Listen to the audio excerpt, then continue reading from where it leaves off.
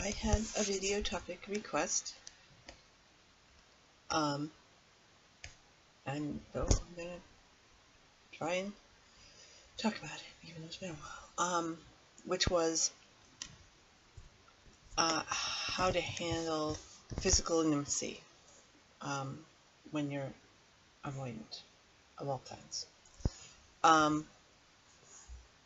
First of all, I think you need to point out that there's actually multiple kinds of avoidancy that might apply. There is having avoidant personality disorder, which is when somebody has the sort of double whammy of the abusive background and the sort of physical brain predisposition toward becoming avoidant. There's that. There's also attachment style, which you can have an avoidant attachment style. I personally have an anxious attachment style.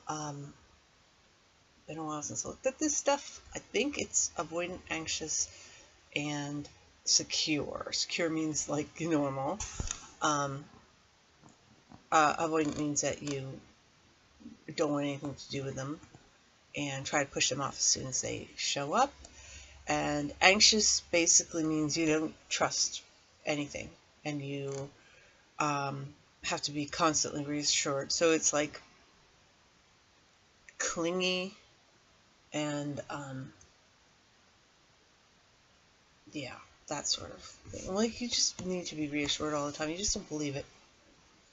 Can't believe that somebody would want to have anything to do with you. There's also something called a sexual avoidance, which is completely, totally different. Again, I mean, these are separate from the personality disorder. They're totally just three completely different things. Sexual avoidance is, again, I mean, it's, they use the same terms because they're sort of similar. They are not connected. You don't have to have one to have the other, so I'm talking about something totally different here. This is not something that everybody that's avoidant gets. In a nutshell, you don't, it's sort of like you do detachment when you have sex. You become hyper aware of your body and how it's usually failing to perform, but it's definitely, it's like it's not a connection between people. And then when it's over, you get sort of this feeling like, okay, well, that person got their physical release, therefore what are they even speaking to me for? They don't want anything to do with me. Why are they still talking to me? They got what they're after. It's a transaction type thing. Even when it's not, I mean, it's never been. I'm not that good, but it is kind of like that. It's like, okay, you got what you came for, so what do you want to have anything to do with me for now? I've done what you wanted, and that's it. And that's literally how it sort of works. And so those are three different things, and they can mix and meld because that's why it's so difficult for me to really talk about this, because I don't know if I'm talking about avoidant personality disorder or one of the other two things thrown into the mix. I can tell you, yes, I do have a son. However, the entirety of my relationship with his father lived in Brooklyn and I lived in Philadelphia. I live there now. That's 2 states away. And I kind of looked at that like a classic avoidant relationship, except it probably wasn't avoidant personality disorder classic. It was probably one of these other kind. So that's why it's difficult for me to feel like I couldn't really talk about this, but I'm going to give it a shot. But again, I'm going to sort of pull back from that because I don't know what is driving me. I can tell you absolutely this. There's this dude named Cantor who's supposed to be the expert on personality disorders, and he's completely bogus. I can tell you right off the bat, like for instance, his daughter has diagnosed avoidant personality disorder. So what he says about avoidant personality disorder seems like it's trying to take himself off the hook. So here, the two biggest BS things that he said is that, one, all men with avoidant personality disorder are gay. I'm sure 10% of them are gay, because that's supposed to be about the rate, right? That's the last I heard. That's complete BS. I mean, yes, of course there are gay people with avoidant personality disorder. But they're not all gay. Come on. That's number one. And number two, this is even better. It's like, what? Dude, what were you thinking about? Smoking or whatever. Obviously, he was trying to pretend that he had enough clients that he could be call himself an expert on avoidant personality disorder, and he clearly didn't. So he's trying to up his numbers. So he claims that all people with sexual addiction, now these are the people who go out and randomly hook up with new people, 2, 3, 4 of them a night, they all have avoidant personality disorder. In my experience, and again, I have a different sort of thing. Yeah, no. Come on. Just being around that many new people. No. I mean, no. Because if I'm around that many people, it's sort of like, like if you think of a graph. If I'm around a lot of people, I can't interact with them. If I'm around a few people, then it, shifts to the other side, and I can interact more and more and more. So, oh wait, how will this show up on this camera? We'll go like, okay, it won't show up at all. Lots of people, low interaction, few people, more interaction.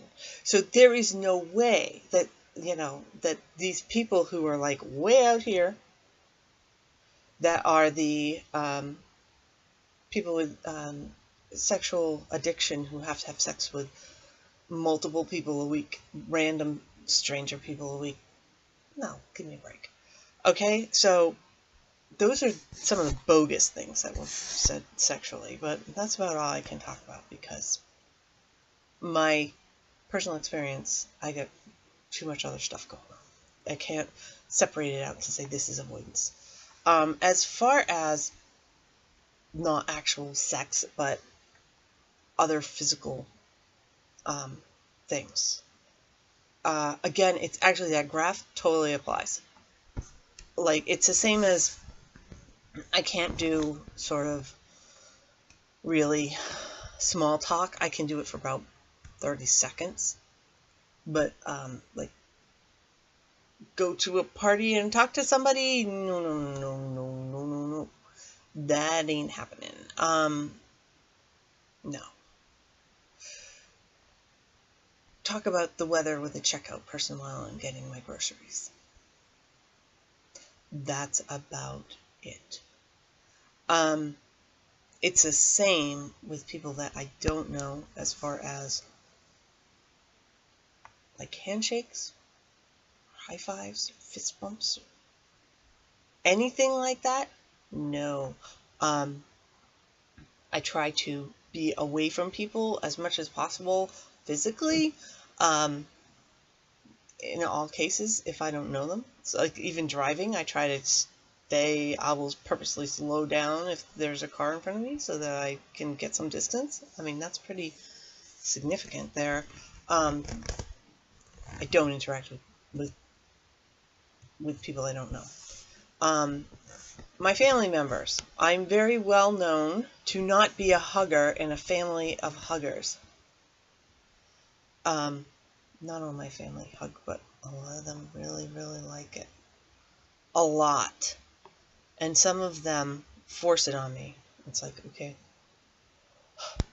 I know what this is going to be like. It's going to be exactly 2.5 seconds, and then I'll be able to get away from that. And generally what I do is try to not interact with those members of my family. So these are like, cousins, aunts, that kind of thing. I interact most with my parents. Been decades since I hugged my father. My mother. I think I hugged her once last year, and it was probably like 2 or 3 years before that. I don't touch her unless I have to. My mother is ill,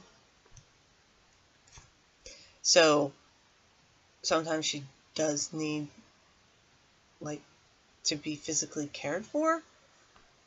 That's not the same. I don't, even like, say we're in an ER, I won't like hold her hand or something. No. When it comes to people who really are inner circle, so this would be, and the same with friends. No. Well, I don't have any friends, but even when I've had friends, there's this one story, this person I've known forever, who sort of comes in and out, for literally decades. We went somewhere to a conference or something, and shared a hotel room because it was cheap. And he told me, friend, and he's gay, so yeah, please. Anyway, he told me that if either of us moved and bumped into each other, that I would fling myself across the bed to get away from him. I did the same thing. I was notorious growing up with a cat that, cat liked me, so he would cuddle up next to me in bed, and I would roll away from the cat and fall on the floor, fall out of bed from a cat. So these, like, sort of even, close enough that I would share a hotel with this guy and trust him. No touching. When it comes to my son, this is a different matter. And he is definitely the inner circle. And putting these people together, I'm taking every type of combination of people and throwing them in, trying to see where the line is. I hug my son a lot. I touch him. That sounds bad in this room, but I do. I'll like touch his arm, or I'll, make sure that he looks all right, and pull on his shirt and straighten it, or I'll help him like comb his hair or something. I know it sounds really stupid. I mean, these are mom things, and I do that multiple times a day. When I'm in a relationship with somebody, I found this to be absolutely, this is my own thing. I don't know how much this has to do with avoidant personality disorder.